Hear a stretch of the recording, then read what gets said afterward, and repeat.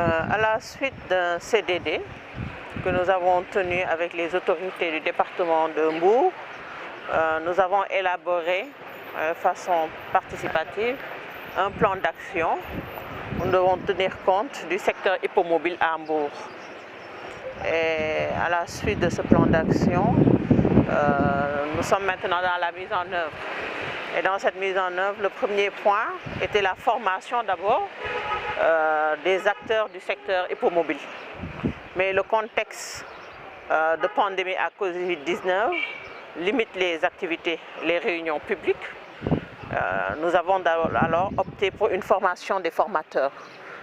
Cette formation des formateurs vise à inviter les leaders de ce secteur à les former sur les pièces afférentes à la conduite de véhicules hippomobiles, le code de la route, le code de bonne conduite.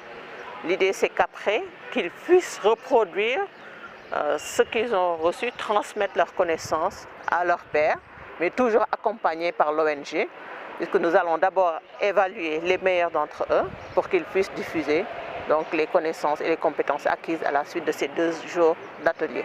Vous avez combien de Quel type de formation? Puisque vous avez ciblé les charretiers pour la plupart. J'ai dit que c'est une formation sur les pièces afférentes à la conduite de véhicules hippomobiles, le code de bonne conduite, mais également en général la prévention de l'insécurité routière dans le département. Le code de la route également. Vous avez formé aujourd'hui combien de formateurs? Les cibles, l'objectif c'est combien de charretiers formés? 25 charretiers formés, c'est le maximum autorisé par les autorités. Formés aujourd'hui venant des différentes communes et villages du département de Mbour. Et ces 25 charretiers-là, vous formez combien de charretiers? Le maximum possible, parce qu'ils ont des bases, ils sont formés, ils sont regroupés sous forme d'associations, de collectifs. L'idée c'est qu'ils puissent donc de façon progressive donc, atteindre l'ensemble des charretiers du département. Est-ce que vous avez donc le nombre ciblé, non?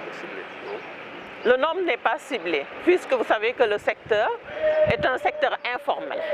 Et donc le recensement n'est pas fait, donc nous avons juste des nombres approximatifs. Donc le recensement n'étant pas fait, nous ne pouvons pas donner un chiffre sur la quantité effective de personnes formées. Qu'est-ce qui vous pousse réellement à former ces charretiers-là? On a vu que culturellement, au Sénégal, mais également en Afrique, donc le secteur hippomobile, mais également le secteur en fait, des motocycles qu'on appelle Jakarta, c'est culturellement adopté par les populations, il faut le dire, du fait de l'état de nos routes, mais également du fait du coût bas en fait, de ces types de transports. Mais ces 2 transports sont les parents pauvres du secteur de la sécurité routière dans nos pays, alors qu'ils engrangent plus de 50%, pour ne pas dire 110% en fait, des usagers de la route. Donc c'est pour ça, suite à la 2e décennie d'action de la sécurité routière récemment adoptée par l'Assemblée des Nations Unies, qui vise pour les 10 prochaines années, de 2021 à 2030, une réduction des accidents de 50% des accidents de la route. Et pour atteindre cet objectif, bon, qui est quand même très ambitieux, il faut dire que le plan de sécurité routière du Sénégal avait un objectif de réduction de 35% des accidents de la route, donc un objectif qu'on n'a pas pu atteindre durant la première décennie, donc un objectif de 50% durant la 2e décennie, donc il fallait changer l'approche. Et notre ONG mise sur une approche communautaire, une approche inclusive et une approche participative et cible ces parents pauvres de ce secteur que sont le secteur hippomobile et les Jakarta.